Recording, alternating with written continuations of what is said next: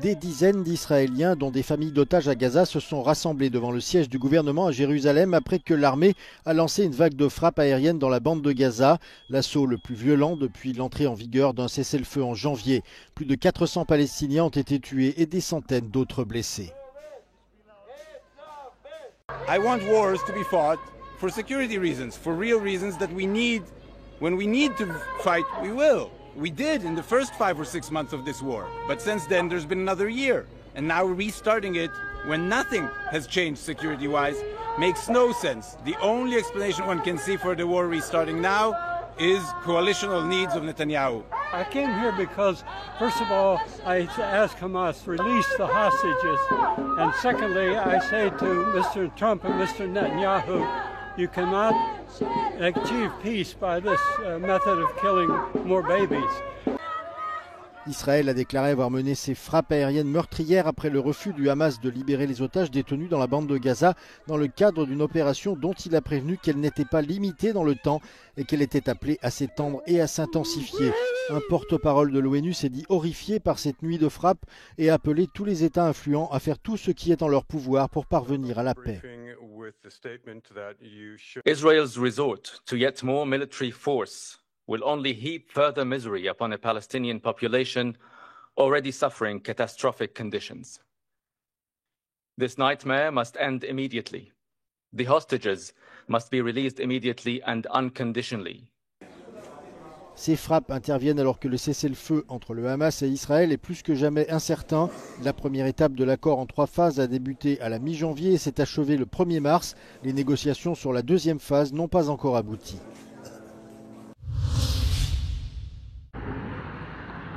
Le Parlement allemand a adopté mardi un plan financier historique pour renforcer massivement la défense et les infrastructures. Le projet prévoit des milliards pour l'armée et la création d'un fonds de 500 milliards dédié aux projets d'infrastructure.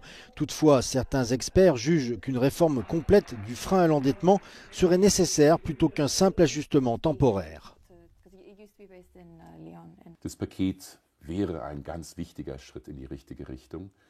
Aber das alleine wird nicht ausreichen. Wir brauchen eine Reform der Schuldenbremse, um Investitionen in Infrastruktur, Bildung, Verteidigung dauerhaft in den Bundeshaushalt zu bringen. Und wir brauchen Reformen auch bei Bürokratie, bei Arbeitskräften in anderen Bereichen, damit solche Investitionen überhaupt umgesetzt werden können. Cet expert, comme d'autres, ont également averti que tout projet d'infrastructure devra faire l'objet de réformes pour remédier à la pénurie de main-d'œuvre en Allemagne. Wir haben keine gute Willkommenskultur für Menschen aus dem Ausland, egal ob hochqualifiziert oder gering qualifiziert. Und diesen blinden Fleck müssen wir adressieren, wenn Deutschland wettbewerbsfähig werden und bleiben will. 100 milliards d'euros du fonds seront consacrés au soutien des mesures climatiques, une concession importante faite par Friedrich Merz, chef de file de la CDU, pour obtenir l'accord des Verts sur le paquet. Le projet de loi a été adopté par le Parlement par 513 voix. The bill passed marks a historic shift in Germany's attitude towards taking on debt, triggered by a felt need to increase defence spending. But the bill still needs the approval of the Parliament's upper house to become law. Tamsin Paternoster in Berlin for Euronews.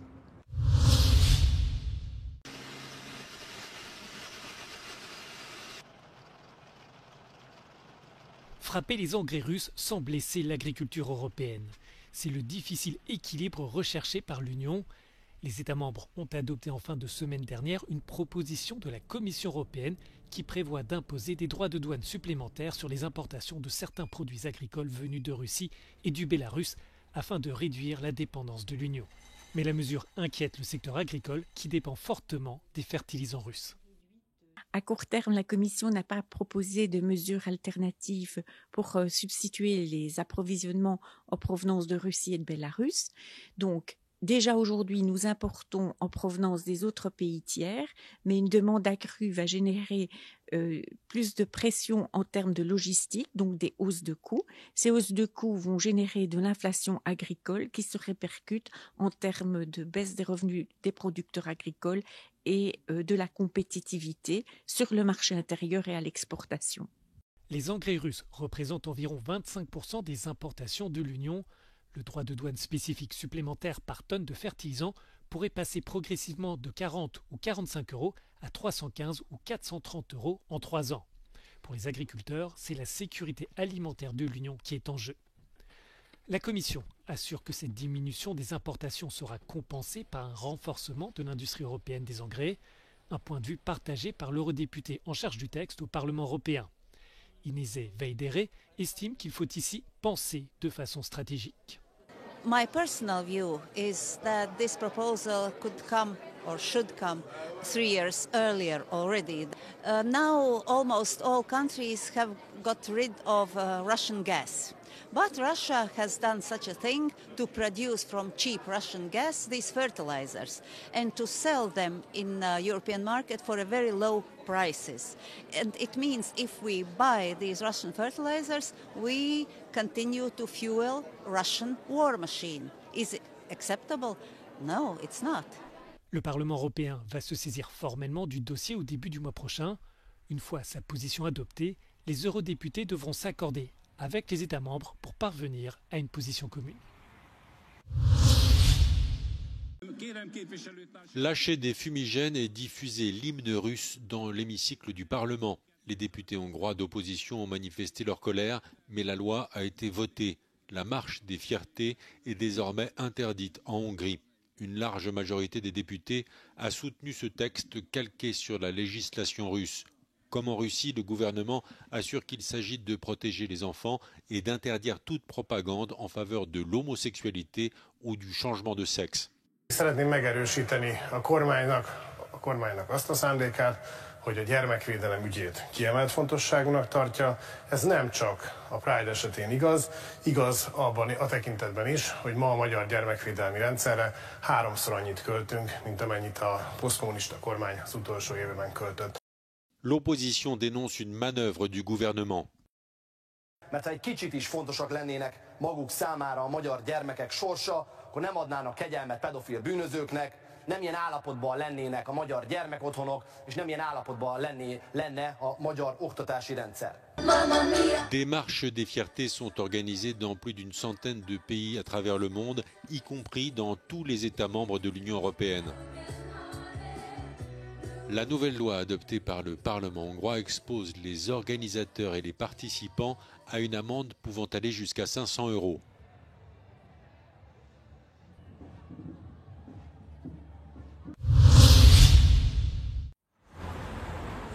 L'achat d'un logement est devenu presque impossible pour de nombreuses personnes dans l'Union européenne. Au cours de la dernière décennie, les prix de l'immobilier ont augmenté en moyenne de 48% dans l'ensemble de l'Union. L'Espagne est l'un des pays les plus touchés. Ici, les jeunes quittent le foyer familial en moyenne à l'âge de 30 ans, ce qui en fait le deuxième pays de l'Union européenne où l'on reste le plus longtemps chez ses parents. Le nombre élevé d'appartements touristiques et l'absence de projets de logements sociaux pourraient être à l'origine de cette hausse des prix. Ha subido el precio de la vivienda en el último año, un 20% el precio de compra y un 15,4% el precio de alquiler. En municipios de la corona metropolitana se están pidiendo por viviendas de 3 habitaciones pues alquileres de 1.200 euros y hasta 1.500 euros. En el distrito centro el alquiler ha subido casi un 21%. Le parti au pouvoir affirme que le gouvernement tente de s'attaquer au problème par le biais de la loi sur le logement, mais l'opposition ne semble pas du même avis. Una ley de vivienda que se aprobó hace unos años y que está funcionando en territorios como Cataluña, donde han bajado los alquileres de un 3 a un 5%, es decir, funciona. Lo que ocurre es que hay comunidades del Partido Popular que no la están aplicando y que están sometidas a crecimiento de precios del 14%. El Gobierno de la Comunidad de Madrid sí que aplica la ley de vivienda, lo que no aplica son las zonas tensionadas. Hemos visto que las zonas tensionadas en Barcelona tuvieron una mínima bajada del precio del alquiler, pero ahora están a máximos históricos. Le Parti populaire et le Parti socialiste ont tous deux présenté des plans différents pour s'attaquer à ce véritable problème social. A largo plazo la construcción de vivienda pública, el incentivar la construcción, pero a corto plazo la regulación del mercado. Es decir, si hay unas zonas tensionadas en las que los precios se están desbocando y subiendo al 14%, lo topas porque no es concebible que eso pueda pasar en una sociedad justa. Son rebajas fiscales, es mi primera vivienda, es el plan Vive. es el plan Alquila Plus, es dar seguridad jurídica a los propietarios, incluso también a los empresarios, a los promotores de vivienda. La inaccesibilidad al mercado de la vivienda es un problema que afecta también a otros Estados miembros de la Unión Europea, como Hungría o Letonia, donde se ha registrado el mayor incremento de precios en los últimos años. Ante esta situación, el Parlamento Europeo ha puesto en marcha la creación de una comisión especial de vivienda para hacer frente a este problema al alza. En Madrid, Roberto Macedonio, Euronews.